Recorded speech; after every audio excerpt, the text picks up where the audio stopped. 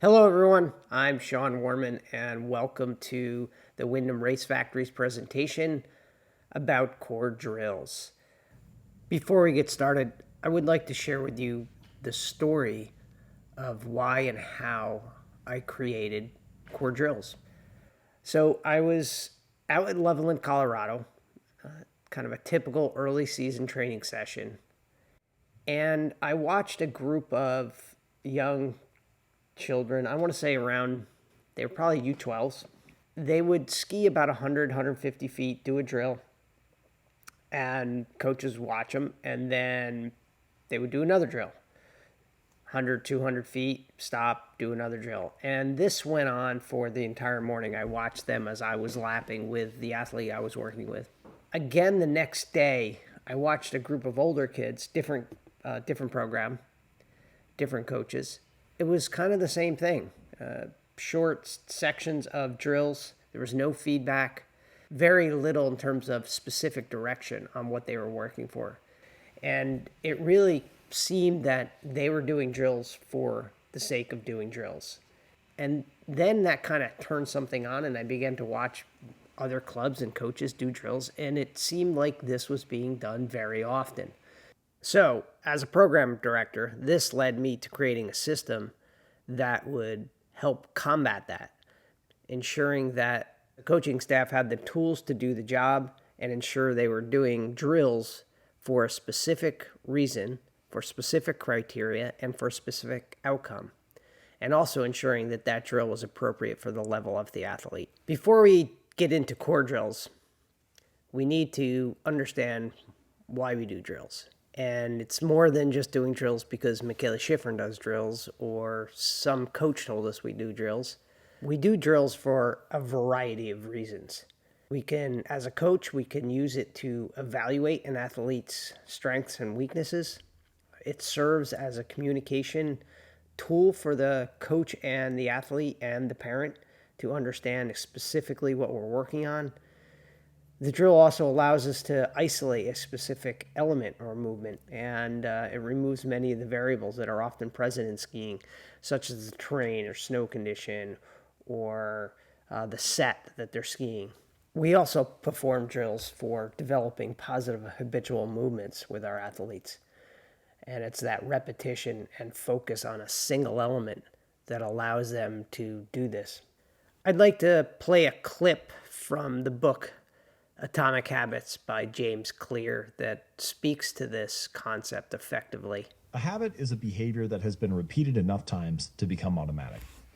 The process of habit formation begins with trial and error. With practice, the useless movements fade away and the useful actions get reinforced. That's a habit forming.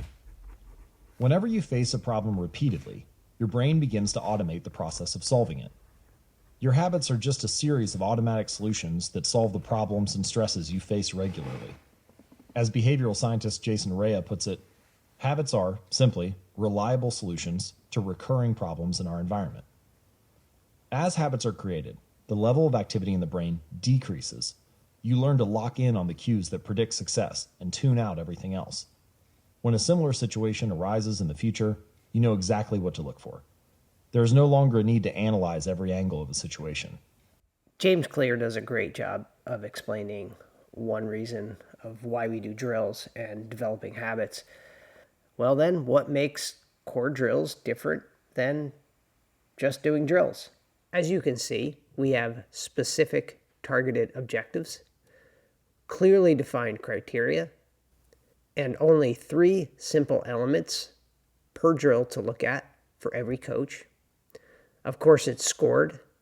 We also include terrain choice. And all these things together create continuity from coach to coach, from age group to age group, throughout the entire program. This continuity and simplified and shared language is critical for our success.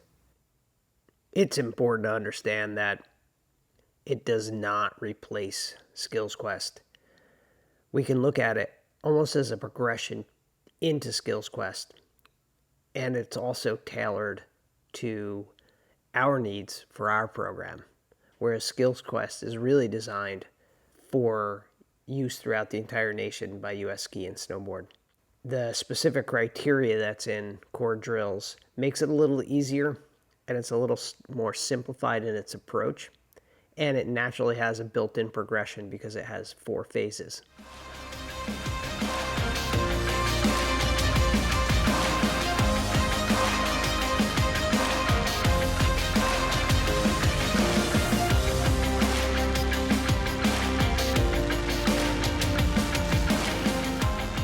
All right, now we're going to take a look at the 4 drills that we'll be using for the RVW Skills Day. The first we're looking at is side slip edge sets. The goal here is to test the ability to edge and release the ski with the feet and lower legs and ankles while maintaining strong balance on the downhill ski. The setup will be 3 to 6 meter corridor.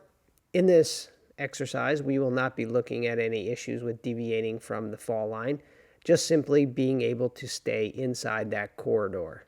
What we're looking for, you can see here, is that the skis are edged with the ankles, knees, and legs.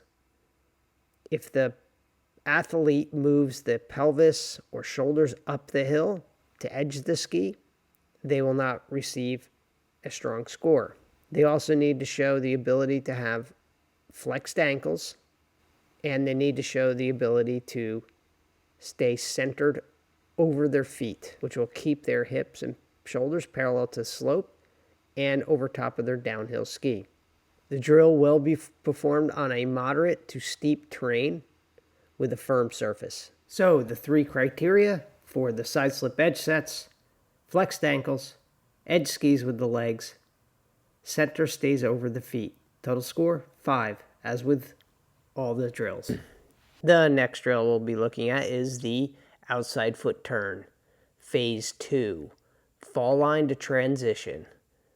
The objective here is for the athlete to show us the ability to move and maintain balance against the outside ski from fall line all the way through the transition, not falling to that inside ski. As you can see, the scoring is based on the athlete's ability to keep the ski off the snow and show level pelvis. This drill will be performed inside an environment. As you can see, it'll be set with 3 brushes with exaggerated offset across the hill. This forces the athlete to show the ability to hold the inside ski up while coming across the hill and demonstrating level pelvis and shoulders. We will allow the athlete to keep the tip of the inside ski on the snow should they choose. All right, let's look at the picket fence. This will be the 3rd skill that we'll be evaluating at the RVW Skills Day. The set for the RVW Skills Day will be closer to a 3 meter set with approximately 10 brushes set in a line directly down the fall line. We're assessing the athlete's ability to clear all the brushes, turn their legs while keeping their pelvis facing down the hill. Lifting a ski, there is no deduction for that, but if you do hit a brush, you will lose 2 points. So execution is critical, speed is not an element. We can see the same athlete here performing the same drill, but trying to do it at speed, and she runs into the brush. Thus, she would not receive the 2 points for clearing all the brushes and end up with a lower score.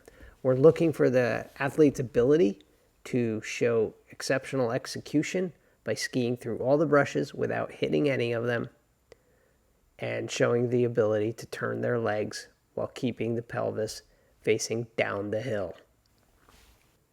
You can see here, pelvis is stable, facing down the hill, and the legs actively turn the ski in the direction to get around the brush.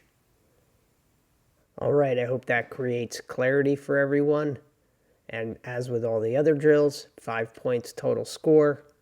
Clear all the brushes, 2 points. Turn the legs, 2 points. Pelvis face down the hill, worth 1 point. Total possible score, 5. All right, the 4th drill we'll be looking at is railroad tracks. In this drill, we assess the athlete's ability to edge the skis with the ankles and lower legs, with an emphasis on the inside leg. We would like to see the inside foot, ankle, and knee actively tipping the ski onto its edge at the initiation of the turn.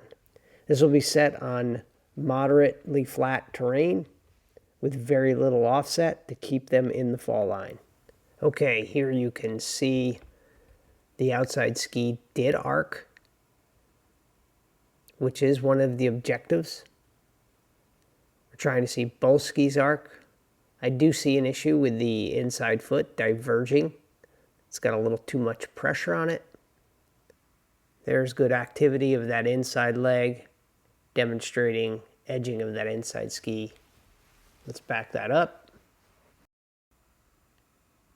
Play it forward again. Watch for the activity of that left leg, flattening out that old outside ski as it becomes the new inside ski.